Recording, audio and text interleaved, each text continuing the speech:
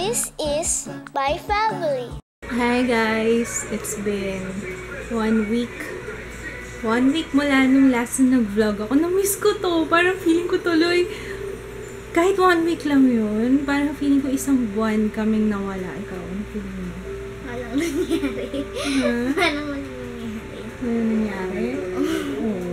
Wala nangyayari sa buhay namin. Pag di kami nag-vlog, parang na-isolate kami. Pero anyway, siguro kung updated kayo sa vlog ko sa Facebook, malamang nabasa niyo na yung aking blog post regarding sa kalagayan ni Ju. Pero ayoko nang isipin na okay na ako. Ayoko nang mag-worry kayo.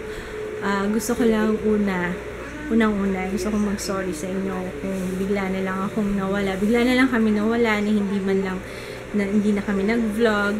Pero sabi ko nga, nagpahinga lang muna ako. Particularly ako. Kasi, yun, sorry nga kasi I let my emotions get the best of me. Ako ko kahit gustuhin kong mag-vlog, gusto ko. Kaso, iniisip ko kasi, pag hinawakan ko yung camera, baka naman wala naman ako ibang masabi, maiyak lang ako, iyak. Anyway, tapos na yun. Siguro mga 3 days din akong 3 or 4 days na malungkot. Pero after that, alam nyo, sa inyo nga ako nakakuha din ng lakas, lalong-lalo na sa ate ko, sa family ko. Na nung nabasa ko yung mga experiences nyo, kasi may mga nagkwento din, nag-share din ng mga nangyari sa kanila. Alam nyo, na-realize ko, sabi ko, kung tutuusin, talaga blessing pa rin. Kahit saan mo tingnan, blessing pa rin. Siguro, may mga plano pa rin talaga si God na, syempre, it's out of my hands, it's out of our hands. Ang magagawa na lang namin is tanggapin kung ano man. Pero alam niyo, umaasa pa rin ako na by our 7th month or 8th month scan, kasi ni-require or sinabihan kami ng OB na by 8 months, 7 months or 8 months na magpa-ultrasound ulit. Kasi alam nyo, ako, I'm hoping na sana mali yung scan or I'm wishing for a miracle, pero kailangan nag-expect din ako ng worst case scenario kasi ayoko rin umasa, diba? Pero mas okay na yung pinaprepare ko yung sarili ko kung ano man yung mangyari, kung ano man yung ibigay sa amin, kung ano man yung kay Ju. Pero alam nyo, sa akin lang, kung ako yung tatanungin, feel ko very healthy si Ju. Sa likot ba naman? Alam nyo, basan ba naman kayo si Jaya? Never yan nagising sa pagtulog ko. Kahit malikot siya sa tiyan ko. Malikot na mahinhin. Pero itong si Ju, nambubugbog. Imagine, magsi 6 months pa lang yung tiyan ko. Ang lakas niya. Nagigising ako sa galaw niya. Kakaiba talaga. Anak, teka lang. Pero anyway, sa mga hindi nakapagbasa ng vlog, ikukwento ko na lang din ng konti yung nangyari. Kung mapapansin nyo yung last vlog, naputol siya nung dumating kami doon sa ultrasound sa clinic. Nung after nung ultrasound, alam nyo, hindi ko na talaga kayang magsalita. Hindi ko na rin kayang magstay doon. Actually, dapat hihintayin pa namin yung result na ibigay sa amin yung printout. Pero sabi ko kay Kits, siya na lang. Nag-excuse ako, sabi ko, nagugutom na ako, bibili ako ng pagkain, tapos uwi na kami, kasama ko si Jaya. Kasi sa totoo lang, nung entire scan, talagang naiiyak na ako, yung pigil-pigil talaga yung luha ko. Kasi ba naman, medyo na-disappoint din kasi ako dun sa OB sonologist na tumingin sa amin. Naman lang empathy sa katawan niya. So, sana man lang nag-explain siya ng kumbaga nagsabi na nga siya ng merong defect, ganyan. Sana bumawi man na siya. Di ba okay naman yung alam yung caring man lang, ma-feel ko. Pero hindi nakipag-chikahan pa siya dun sa kasama niya na sonologist. Tapos, pinag-usapan nila yung kasama niya yata nila sa trabaho na kesyo nag-apply sa ganito. Parang, andito pa ako, nakasalang pa ako. Sana mag-concentrate ka muna sa akin, tsaka sana maging naman, kasi syempre, emotional ako kasi syempre may sinabi siyang hindi maganda, hindi ko ina-expect. Sana man lang nag-concentrate muna siya sa akin, tapos after na lang saka sila nagchikahan, diba? Kaya isa rin yung sa mga naiinis ako. Although gustong gusto ko magtanong, hindi ko magawa nung time na yon. Nakapagtanong ako regarding dun sa problema ni Drew sa cleft lip and palate. Yung sa palate, not sure pa yun kasi hindi siya nadedetect agad sa ultrasound. Masisiguro lang siguro by 8 months, ganyan, kung 4D or I really don't know kung paano. Pero, masisiguro yun pala kapag ka talagang, yung pag at birth, pag sinanganak ni si Drew, yung sa cleft lip, alam nyo, actually, na-expect ko na tanggap na namin, tanggap na ni Kits, tanggap na ni Jeya. Di ba, love, no? Tanggap mo, nakikinig ka ba? Ba't nandito ka? Akala ko nakikinig ka sa akin, kaya ka nandito. Tanggap na namin, kasi tumingin kami actually sa Instagram, sa Google, iwasan nyo yung Google kasi nakaka-paranoid lalo sa Google. Yung images, ako huwag kayo titingin doon. Kaya ang hinahanap ko yung mga vlog ng mga nanay din na naka-experience ng ganito. Kaya sabi ko, pa rin, parang swerte pa rin kasi kahit pa paano. Ayoko mag-expect pero inaano ko lang yung parang para gumaan lang yung loob ko. Nasabi ko, kung sila nga kaya namin to, kaya natin to, Jude, diba, no? Ang likot-likot pang mandoy na tong baby ko. Kaya hindi ko matanggap na merong something na mali. Kasi, sa likot ba naman niya, alam kong healthy tong anak ko. Never ako nakamiss ng vitamins. Lahat ginagawa ko. Ngayon, nag-a-anmom nga ako ulit kasi sabi ng OB ko na bago na mag-anmom ako. Hindi siya nakakataba ng baby unless abusuhin mo yung anmom na iinom ka ng 3 beses sa isang araw, 4 na beses. Dapat once a day lang. Naka-fix naman daw yung nutrients na matatanggap ng baby, yung calories, ganyan, fixed yun. Kaya hindi siya dapat makataba sa baby. Ang importante din is yung nutrients na nakukuha ng bata. So, yun. Pinrepair na namin yung sarili namin kung ano man yung mangyari. Si Ju, unilateral lang yung kanyang cleft lip na nakita sa ultrasound. Left yata? Sa left yata. Left, diba? Alam ko left eh. Left dito. So, it's left na cleft lip. Tapos, na-confirm din ng OB ko na nung nakita sa 3D picture. Sabi niya, para na lang din sure talaga, yun nga, mag-rescan kami. So, yun, I don't wanna keep my hopes up, pero tanggap ko na kung ano man bigay sa amin. Kasi alam ko, mas lalo nga, suisipa. Yes, love! I love you! Kahit ano pa man, mahal na mahal ka ni mama. Kaya natin to. Alam nyo, kinalungkot ko lang kasi talaga. Syempre, hindi ko ina-expect. Una-una, hindi ko ina-expect yun. Tapos, pangalawa, kasi, syempre, parang may idea na ako kung ano yung cleft lip, ano yung cleft palate. Since sa pag-aralan namin yan ng nursing, sabi ko parang, alam kong maaga pa lang, sasapak na sa surgery yung anak ko. Sabi ko, kung ako nga, hindi ko pa na-experience yun, maoperahan kahit 1 beses.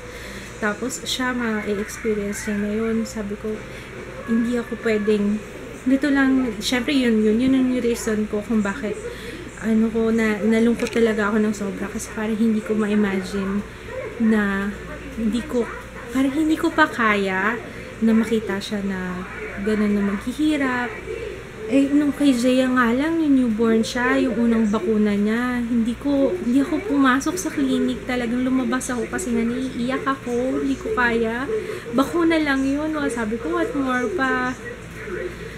Pero sabi ko, hindi pwedeng panghinaan ako ng loob kasi, kumbaga, aasa sa akin naasa si Ju, hindi pwedeng maging. Dapat ngayon pa lang, nafe-feel niya na habang nasa tiyan ko siya, nafe-feel niya na strong yung nanay niya. Kasi baka mamaya makuha niya yun na mahina ako, na ganyan, hindi pwede. Lalo na lalaki siya, hindi pwede. Kailangan masaya ako. Kasi alam niyo, nung time na malungkot ako nitong mga nakaraang araw, hindi siya masyadong gumagalaw. Ganun pala yun. Kapag umiiyak ako, depressed ako, hindi siya masyadong malikot. Nito lang, kahapon, tsaka ng isang araw, doon lang siya nagsimula ulit magilikot. Mula nung hindi na ako umiiyak. Kasi naubos na eh. Tsaka ayoko na rin umiyak kasi alam ko walang mabuting maidudulot.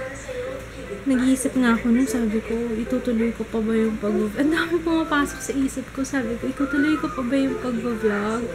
Parang hindi naman, parang nawalan na ako ng gana. Sabi ko parang, alam mo yun, parang naapektuhan na lahat. Kaya sabi ko, ano ba yan? Ngayon ko lang nare-realize, ano ba yung mga pinag-iisip ko? Hindi rin naman makakabuti yun para sa akin, tsaka para kay Ju. Tsaka na-touch ako sa sinabi ng anak ko. Na-touch ako. Kasi nung sinearch ko, nabasa rin niya yun sa blog. May nabasa kaming blog eh. Nakalimutan ko na yung name. In 1,000 births na nangyayari yung cleft lip and cleft palate. Tapos sabi ni Jaya sa akin, tignan mo nga mama, 1 in 1,000, ibig sabihin sa 1,000 na yun, napili si Ju. Sabi ko. Tapos sabi ko, ang sweet-sweet talaga nitong anak ko. Tsaka lang din napansin ko, kasi nga syempre, in-expect na namin na ganun nga yung nangyari kay Ju. Mas lalo kaya naging sweet yung family ko. Si Kate, si Jaya, every time nakigising siya, lagi niya tinatanong, magising si Ju. Lagi niya hinahanap na yung kapatid niya, nasa tiyan ko pa lang. Sabi niya, tapos syempre tinatanong ko, parang, yes love. Talagang sagot na sagot ko. Gusto yata sumali ni Ju sa usapan. Yes love. Ayun. Tapos nga pala, mali pala yung sa blog post, sinabi ko doon na si Kits may kamag-anak na may cleft lip and palate. Pero nung pumunta si nanay nung isang araw, kailan pumunta si nanay? Saturday, pumunta yung biyanan ko. Hindi pala cleft palate or cleft lip yung case nung sa pinsan ni Kits. Ano yung tawag, Papa? Tight tongue? Basta problema sa tongue yung problema nung sa pinsan mo, 'di ba? Sa dila. Oo, yun. Yun daw. So, hindi siya cleft lip, cleft palate. Pero, yun. So, talagang malakas ang dugo ng sa father side ko. Sa father side ko, marami. Alam ko. Pagkakalam ko dalawa yung sinabi ng father ko, pero pagkakalam ko 3. Pero I have parang ganon. Hindi ko na lang din hindi ko na rin alam ko na basta alam ko sa akin galing sa family, sa side ng father ko. Pero yun, okay naman sila ngayon, hindi rin makahalata na meron yun. Tapos sa ganda nga ng ngayon, iba na yung pag-aayos ba, yung mga cosmetic surgery, 'di ba? Okay na ngayon, kaya dapat hindi na ako nag-aalala. Tsaka importante lahat ng organs na, yung puso okay, wala namang problema. Kaya yun, okay naman lahat. Kaya huwag kayong mag-worry. Kaya sorry din. I wanna say sorry kasi bigla kaming nawala. Pero okay na. Back to regular programming. Bukas, start na kami ng daily vlog. Ngayon, nag-update lang ako sa mga hindi pa nakakaalam. Nakahaba ng kuko mo sa paa. It's disgusting. Magupit ka nga. Buti na lang nakita ko yung paa mo. Ayun, anyway. Okay na ako. Nakapag-upload na ako sa beauty channel. Sabi ko, kung ilulugmok ko yung sarili ko, para walang may dudulot na maganda. Kaya, mas maganda yung back to work na lang, back to vlogging, doing videos. Ito, mas lalong kailangan kong maging inspired na magtrabaho kasi syempre may pag-iipunan na ako, may pag-iipunan kami. As early as 3 months, kung okay si Drew, kung healthy siya, pwede na siyang i-surgery. Kasi kung hindi, makaka-apekto yun mas lalo magkakaroon ng problema, lalo na kung magsimula na siyang magsalita, or mag-aaral na magsalita, yan, sa feeding, ganyan. Kaya mas maganda yung maaga pa lang ma-surgery na. At saka para maagang maghilom yung sugat niya. If ever cleft lip, I'm hoping na sana cleft lip lang. Sana hindi na umabot sa palate niya. At saka sana hindi ganun kalala, hindi affected yung nose niya. Basta yun ang wini-wish ko sana, Lord talaga. Pero kung ano pa man, mahal na mahal ko itong baby ko na to, kahit ano pa. Diba, baby? Babe?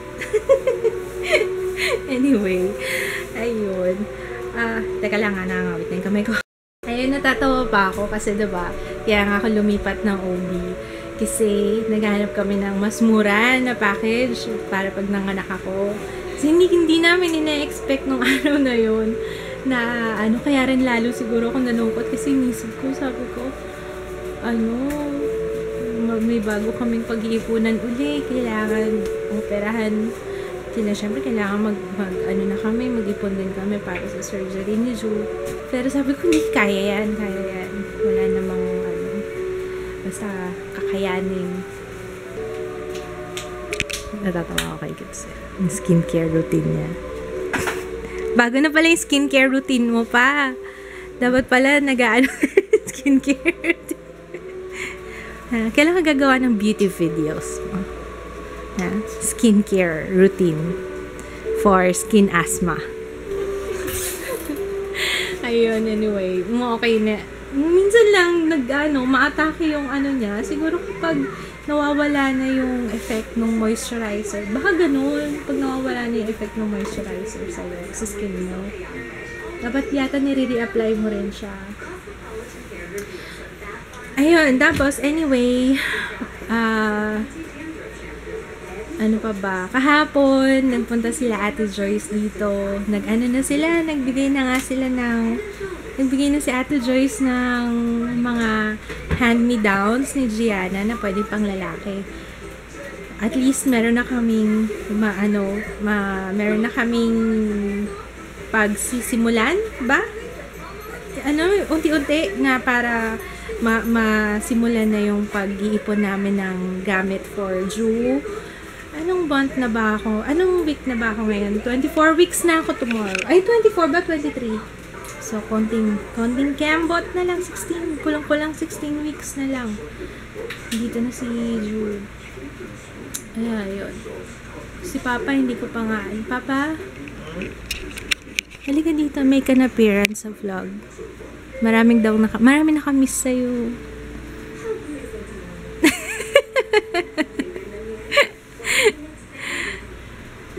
How are you? Hindi ko nga alam. Ha? Late na. Oo nga, late ka. Lagi ka naman late day. Ayun, si Papa. Nakapag-usap naman na kami. Naman siya nung umiiyak ako nun, siya ang talaga. Matatan. Siya ang nag-aano sa akin. Kaya na? My rock. Si The Rock. Si The Rock ko yan. Hindi kasi pala salita to, pero pala yung pag-console niya sa akin. Yung ganun na niya ako, yung haplos-haplos lang, himas-himas, ganyan. Hindi kasi vocal to pero ako dyan. Pero alam ko, pa, huwag na nga. Late na kasi. Late na. Sige na, lumalis ka na. Kailangan. Bawal ma-late. Sayang yung kikitain mo. Ayun. Pero mas naging mabait si Kids ngayon. Mas maging malambing. Lalo na nung nakita niya siguro ko na ano, nung mga araw na down ako. Actually, nung time na nga yun, wala akong ginagawa. Siya nga yung ano, lagi nagtatanong na ano daw gusto ko. Sweet. Kahit yung anak ko. Anyway, kaya ako naiiyak ngayon kasi lagi ko iniisip, sabi ko, napakaswerte ko pa rin. Napakaswerte ko sa pamilya ko. Bait-bait itong pamilya ko. Kaya, Ju, if you are watching this, naku, maswerte ka. Kasi ang bait ng ate mo, mabait yung tatay mo. Kaya, yun. Sorry sa mga nakaraang araw na depress si mama, pero babawi ako. Hindi na. I'm gonna be strong for you. So, anyway, yun lang. Ano ba? Wala naman na akong sasabihin. Tomorrow talaga, promise, start na akong mag-vlog ng daily vlog. Nag-update lang ako ngayon. Plano ko kasi i-upload to tonight. So, yun, maraming salamat. Talagang salamat mula sa kaibuturan ng aming mga puso, yung mga comment, yung mga nag-share, lalo na yung mga nag-share talaga na nagkwento sa mga own experiences nila, talagang doon talaga nadurog talaga yung puso ko, na sabi ko parang hindi pa nga, wala sa kalingkingan ng na-experience nila, yung na-experience ko ngayon, sabi ko, basta I'm praying for you. Alam nyo kung sino kayo. Maraming salamat sa pag-share nyo, sa pagpapalakas ng loob ko, namin. Sobrang sweet nyo. Sabi nga ni Ate Joyce kahapon, alam mo, swerte mo sa mga, sa mga subscribers mo. Napakababait. Yung mga words nyo talagang nakaka-uplift, yun eh. yun eh. Nakaka-touch yun. Kaya napakaswerte ko rin sa inyo talaga. Kaya maraming salamat. Kulang pa yung salamat ko para pasalamatan kayo. Kaya in return, I will just continue kung ano yung ginagawa ko before. Maybe mas inspired pa than before, kasi para kay Ju, para kay Ju. Yun. Love na love ko tong anak ko na to. Kahit ginigising ako lagi. Grabe talaga yung galaw niya. Grabe. Nagigising ako. Alam niyo, Papa, nagugulat ako sa likod niya. Naku, at more pa, sabi nga ni Ate Joyce, nako, ngayon pa lang, 6 months pa, magsi 6 months pa lang yung siyan mo, ganyan na. At more pa, mga 8 months, baka hindi ka na nagugulat, baka nasasaktan ka na. Ganun pala lalaki, no? Sobrang likot. Pero mas gugustuhin ko naman na malikot siya kaysa naman hindi, diba? Parang gusto ko na, okay lang yun, anak, sige. Kahit mag-party ka pa dyan, okay lang. So, yun lang, good night. Tomorrow will be better. Mag-vlog na kami. And, ang dami kong, tingnan niyo naman yung table ko, oh. Tingnan yung table ko. Ang dami ko ng tambak na trabaho na i-review. Meron pa ako dun sa may basket. Kaya nga sabi ko, tama na nga tong go na. So, yun lang. Nag-update lang ako sa mga hindi pa nakakaalam sa mga nangyari. Pero, wag na masyado mag-worry. We're gonna be fine. We're gonna be alright. And, yun. Yes, love. Sige, bye-bye. Good night. I'll see Papa. Good night. Bye.